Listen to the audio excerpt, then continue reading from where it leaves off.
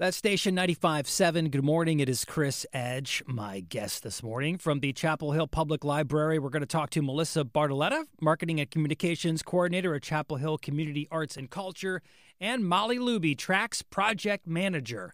And so, Molly, we'll start with you. What is traxmusiclibrary.org? Sure. I'll speak a little bit about how it got started. We launched on June 9th, 2020.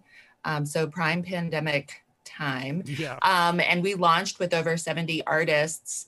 The process got started probably a year before then, when we got word that we had received a grant from the State Library of North Carolina.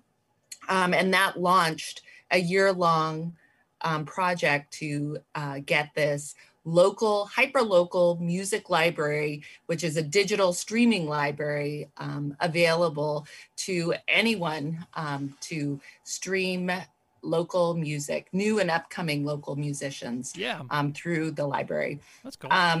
Yeah. And so the way it works is we have an annual open call.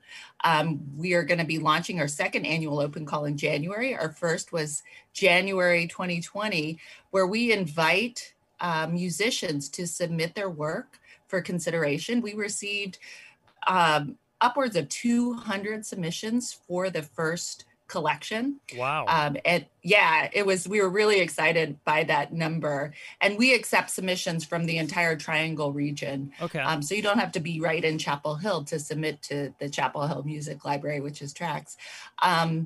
And we listened to everything. We had community curators who helped us listen and decide what music to include in the library. We were originally going to launch with 50 artists, but because of the pandemic, we had to shift some of our plans. Yeah. We originally had planned to do some live music. We couldn't do that, but we also had some of the resources from the grant that we wanted to continue to use to support local musicians, which is the entire goal of this collection. Right. So we invited more artists to be part of it. Melissa, anything to add? I guess just the library itself. So if someone was to go and visit traxmusiclibrary.org, there's over 70 artists, all Triangle based, as Molly said, that features an album that includes 5 songs or more that was recorded and produced in the last 5 years. And there's a lot of good stuff. We also have featured playlists. So if digging through the library is a little overwhelming, you can head to the featured tab and check out playlists and get like a sample of what's in store. But we weeded that number down from those 200 submissions to 70. And we know that what we have on there is a lot of really great talent, right. A lot of diverse talent. And so we're excited to continue to build year after year because we know that there's like so much out there. And I would assume there's really no limit to how much music can be on the platform. No, the only limit would be our ability to, one of the things we do is we pay artists when they come onto the platform. It's not a lot of money. It's a nominal money, but we are a public library. So it's not like we've got buckets of money to pay a lot. So we pay a nominal fee to the artist to allow us to stream their work. That's great. We don't take any of the rights of the music. The musician, the artist retains all rights. They can do whatever they want with their music while it's on Trax. But we ask to have the right to stream it for 5 years, and we pay them a little bit of money. So the only limit is our ability to how many artists we can pay per year. You mentioned earlier there was a window for submitting music for 2021. When is it again, and how do artists do that? If local musicians are interested in submitting their work for this second call, it opens January 1st, and they can head to traxmusiclibrary.org, and in the FAQ section, they can see the requirements and how to submit their song starting January 1st. I'm sure you're going to get a lot of submissions. And one other thing, like we joined, so there's only a handful of other public libraries that have this as well, but it's in other cities like Austin, Seattle, Nashville. So it's cool that Chapel Hill, a smaller town, is a part of this. Yeah. And some of these other collections have been doing it for years. And you might be able to speak more to this, Molly, but I know that like the one in Minneapolis has like 300 artists on it. And so there's really like, it's just ever evolving, continue to grow. So I was going to say that's kind of the beauty of this platform is that it will, the sound of the platform will grow and change along with the sound of the music of Chapel Hill. It is very much of the moment. It is not sort of the, a lot of times people associate the Chapel Hill music scene with the 90s. Right. I get it. I love that. I love all of that music. Yeah. But this is very much the current music scene. And that's what's so exciting about it is that we are going to be featuring up and coming artists and what's happening now in Chapel Hill. So let's seg into the compilation project that just got released. Tell us more about that.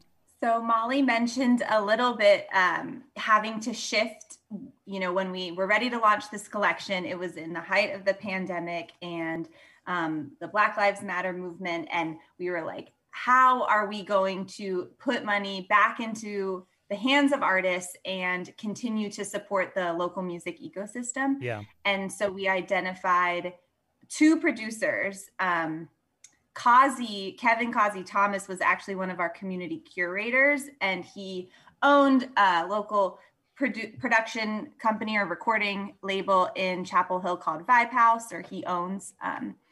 And so it was a no-brainer to use Causey. And then also Tom Canova, I believe that's how we say his last name, is also pretty well known in the music scene, more for like indie rock.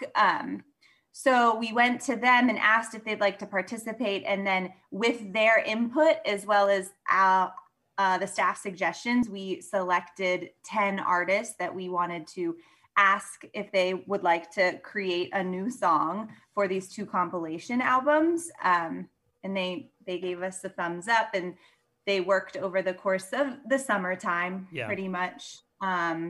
To create new songs, from their home. And I know that Kevin, like Causey spoke to this a lot, like having to work with artists in home is so different from like a normal, way that you create an album. And so a lot of these artists have a lot of great input too about how this process went for them. So were the songs were recorded at their homes and then sent to your producers to put together? Yeah, and one of the things that I love is that each of these albums has kind of its own personality. The We Rise as Allies, Tracks Volume 1, which was produced by Causey, really has a focus on Black Lives Matter and all of the protests that were happening throughout the summer. And Tom's album, The Illumination Isolation, Tracks Volume 2, is really much more about the experience of being in quarantine, being on lockdown during the pandemic, both of which are still huge parts of our lives today. The website again, tracksmusiclibrary.org. There are 2 compilation albums featuring new music from Triangle area bands. It is out right now. You can stream it. Inspired by the country's forced isolation and Black Lives Matter protests, 10 original compositions written and recorded remotely over the summer. In addition to original music, each album features cover art by a selected visual artist inspired by the music, which is pretty cool. You can go to tracksmusiclibrary.org for more details. Molly Luby, Melissa Bartoletta, thank you so much for joining me on That Station. You as well. Thank you so much.